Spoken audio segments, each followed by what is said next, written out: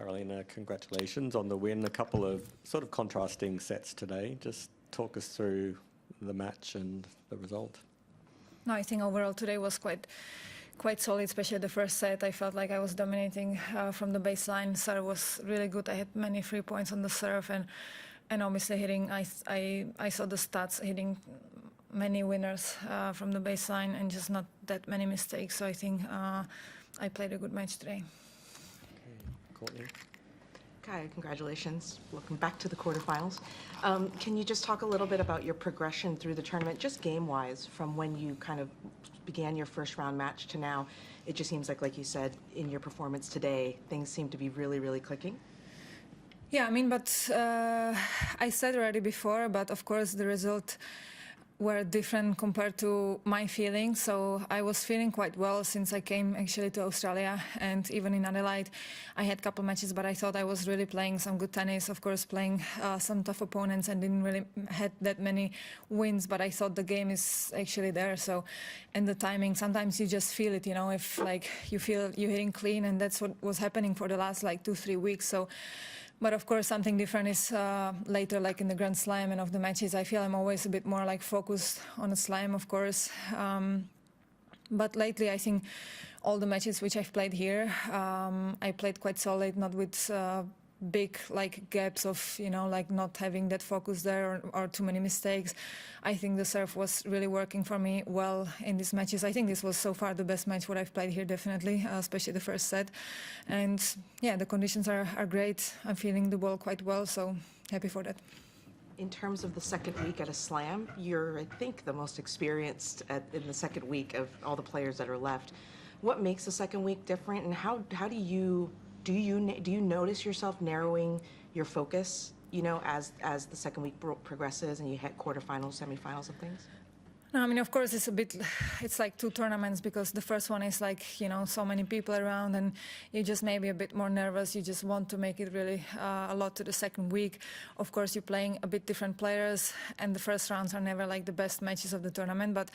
And then later you go, of course, you're playing tougher opponents, no matter which, you know, ranking they are. Of course, they also got there, so they have these matches so they can play quite well, no matter the names. But yeah, I mean, you know, it can help the experience, but also I feel like there are so many young girls or girls which they never been there, so they can also like feel a bit more free without the pressure that they, you know, like nobody expect them to actually be there. So they're just happy for that. So I think, you know, it can be anything, but of course I think the experience from the second week can be a bit helpful. Can I ask you about the concept of being in the zone? Tennis players can talk about it, about whether it's a singular match or a stretch of matches that they're playing, feeling like they're in the zone. For you, what does that feel like? What does it look like to you?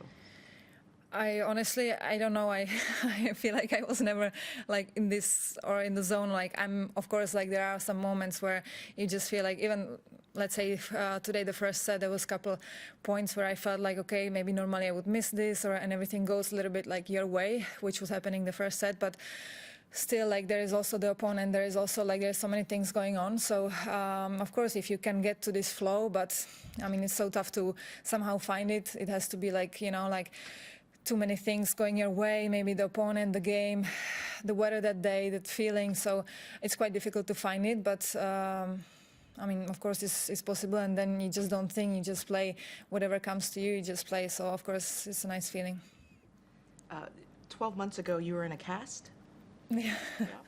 And I know last year was pretty tricky in terms of getting the rhythm of of just your game. So how does it feel to 12 months on from that injury to be back in the quarterfinals of a major?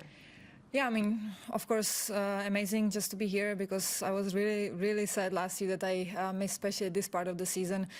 And yeah, I felt like, as I said, like already last year, the second part of the year started to be much better. Just took me some while, because also I started pretty much still with the pain. I was not 100% ready when I started to play. Then, of course, was clay, then, you know, grass, no points. So there was like a bit of rough start last year. But I felt like lately I was finding my game. And yeah, and now I continue kind of playing how I was playing in the US wing. And happy to be again in the quarterfinals, second slam in a row. Magdalena next as your quarterfinal opponent. what do you make of that matchup and the possibility of playing her for a spot in the semis? You know, I mean, of course, I don't want to say it's a good draw, but if you look at the ranking, of course, because it's also, I think, her first quarters, right? But I have to say, I watch her a little bit, somehow, luckily this week, but I think she's really playing good tennis, so I don't want to take it as a, you know, like good draw and just to go there, okay, it's going to be fine, I'm just going to win this match. And I played her now, like the last couple months, I played her 2 times. I won really close match in US Open first round, 7-6 in the third, quite lucky, and then I lost at the Fed Cup. So I think she really like improved her game a lot. She started to believe, of course, you can see that, and she's a fighter. She's playing really good game from the baseline. So I just can, you know, like give her that time and that game what she wants to play, and just, I mean, if I play like I played today, I think it's tough for anybody to, you know, compete with that. If I serve well, of course, I should be better on the serve, but it's not going to be easy. And then last question for me is just, what do you make of the draw? I mean, the quarterfinals aren't set. There's one more match to go. But with the quarterfinalists that are left, I don't know if you know who's left, but, you know, what do you make of the players who are left? I mean, what I think about them? Just in terms of, does it surprise you who's remaining in the tournament? No, and, you know, I don't really, like, take anything. I know people are always, like, you know, shocked that she lost, and, I mean, it's a sport, so everything is possible. So there's no surprises for me that she's in the draw and she's not there, because every day is different, and I feel like these days, or these last couple of years, actually, there is, like, you know, there is not just top 20, like, tough opponents. There is, like, 150 tough opponents, so... And if you're just not there completely at that day, you can just lose to anybody. So I'm not shocked with any of the name there. But of course, I think Sabalenka, of course, is a big favor of this half. I think, especially getting the title, I feel like she's playing quite good tennis. I mean, lately, and she's always going to be tough because she's a big game. So I think, of course, you know, she should be there. And then the rest, I mean, Pegula, I think she's playing great tennis. I'm happy she's in the other part of the draw. And yeah, I mean, I've been watching some tennis, so I pretty much saw like everybody playing a little bit. So yeah, I think everybody's there because they played good these 2 weeks.